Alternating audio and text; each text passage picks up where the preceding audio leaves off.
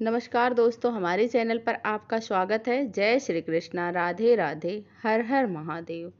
ओम नमो भगवते वासुदेवाय नमः। जय श्रीमन्नारायण। दोस्तों, आज हम सुनेंगे वैशाख मास महात्म्य अध्याय 11। वैशाख का यह पवित्र महीना किसी छोटे से कर्म का फल भी हमें बहुत बड़ा फल देता है। इस महीने में बदलते मौसम से स्नान, दान, जप आदि करना बहुत सरल होता है। इसीलिए वैशाख मास का उपयोग करें और ज़्यादा से ज़्यादा पुण्य कर्म अर्जित करें। ओम नमो भगवते वासुदेवाय नमः। जय श्री गणेश महाराज जी की। 11वां अध्याय। राजा मैथिली ने पूछा कि जब कामदेव भस्म हो गया फिर उसकी उत्पत्ति कैसे हुई। श्रुतदेव कहने लगे कि यह कथा स्वामी कार्तिक के जन्म की है, जो यश और पुण्य देने वाली है। जब महादेव जी ने कामदेव को जला दिया तो उसकी स्त्री रति अपने पति को भस्म हुआ देखकर शोक से मूर्छित हो गई। जब 2 घड़ी पश्चात उसकी मूर्छा गई तो अत्यंत विलाप करने लगी, जिससे सारा तपोवन दुखमय हो गया। अब रति ने चिता में जलकर शरीर त्याग देने का विचार किया और पति के मित्र बसंत को पति की अंतिम क्रिया करने को बुलाया। जब तक वह चिता बना ही रही थी कि बसंत भी आ गया। वह रति को देख अति दुखित हो रति को समझाने लगा और कहने लगा कि आत्मघात करना उचित नहीं तथा धर्म से विपरीत है। जब वसंत ने उसके शरीर त्यागने का विचार दृढ़ देखा तो नदी के किनारे चिता बनाई और रति गंगा में स्नान कर सब इंद्रियों को रोक और मन की को आत्मा में लीन करके चिता पर चढ़ने को तैयार हो गई। तो उसी समय आकाशवाणी हुई कि हे पति प्रेमा, तुम चिता में प्रवेश मत करो। तुम्हारा पति महादेव जी और श्री कृष्ण भगवान से उत्पन्न होगा। इस प्रकार क्रम से 2 जन्म होंगे। तब दूसरे जन्म में श्री कृष्ण में रुक्मणी के गर्भ से प्रद्युम्न रूप में उत्पन्न होगा।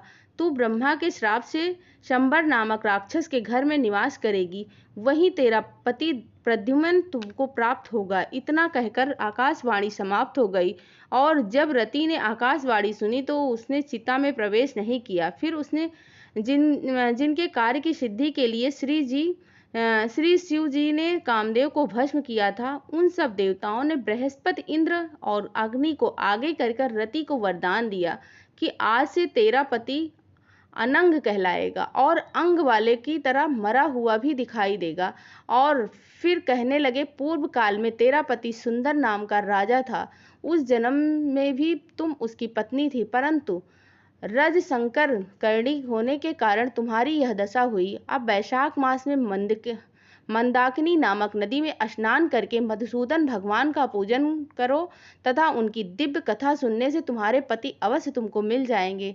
रति को इस प्रकार वरदान देकर जब देवता अपने अपने स्थान को चले गए और रति ने भी कलेश से निवृत्त होकर मेष की संक्रांति में गंगा स्नान कर पवित्रता से अक्षुण शयन व्रत का धारण किया। इस व्रत के करने से उसको उसी समय कामदेव दिखाई दिए। उसने वैशाख मास में कर्तव्य धर्म नहीं किया था, इसी कारण परमात्मा का पुत्र होने पर भी अंगहीन हुआ। श्रुतदेव कहने लगे कि जब महादेव पार्वती जी के सन्मुख खड़े हुए अंतर्ध्यान हो गए तो पार्वती जी खड़ी रह गई और सोचने लगी कि अब क्या किया जाए।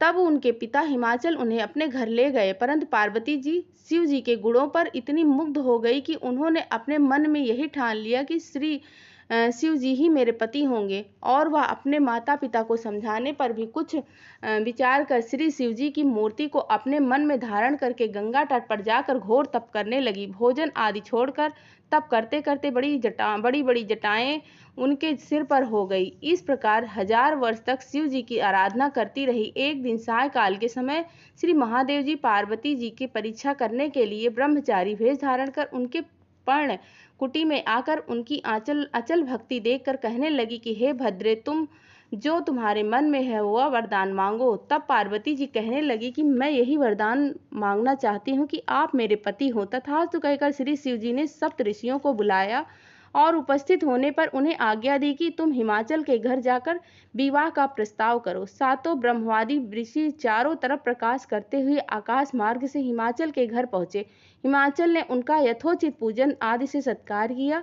तब ऋषियों ने कहा कि हे राजा हिमाचल, तेरी कन्या पार्वती पहले जन्म में दक्ष की कन्या सती थी, जिसने अपने पिता के यज्ञ कुंड में गिरकर अपने प्राण त्याग दिए थे। इनका पाणी ग्रहण करने के योग्य सिवाय शिव जी के और कोई दूसरा नहीं है, इसीलिए तुम अपनी कन्या का विवाह श्री शिव जी से साथ कर दो। तब हिमाचल ने कहा कि मेरी कन्या ने तो छाल के वस्त्र पहनकर गंगा तट पर शिव जी के साथ विवाह करने के लिए अनशन व्रत धारण किया हुआ है, सो उनकी मनोकामना पूर्ण हुई।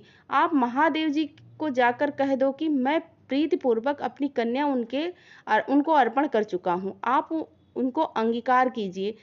उधर सप्त ऋषि भी महादेव जी के पास गए और विवाह निश्चित तिथि पर लक्ष्मी आदि सभी देवियों और विष्णु आदि सब देवताओं के समक्ष विवाह हुआ। जब शिवजी पार्वती के संग नित्य रमण करते रहे परंतु गर्भ स्थित न हुए तो देवताओं को अति चिंता हुई और सब इसके कारण वे सोचने लगे। फिर विचार कर अग्निदेव को बुलाया और उनको समझाया कि जिस समय महादेव जी रमण कर चुके तो तुम उनके सामने चले जाना। पार्वती तुमको देखकर लज्जा के मारे वहां से हट जाएंगी और शिव जी को अपनी बातों में लगा लेना, शिष्य समान बहुत से प्रश्न करना तथा समय लग जाने पर पार्वती जी की गर्भ स्थित हो जाएगा। अग्निदेव ने ऐसा ही किया और रमण के समय वहां पहुंच जाने के पार्वती वस्त्रहीन होने के कारण लज्जा के मारे मरण छोड़ एक तरफ हो गई।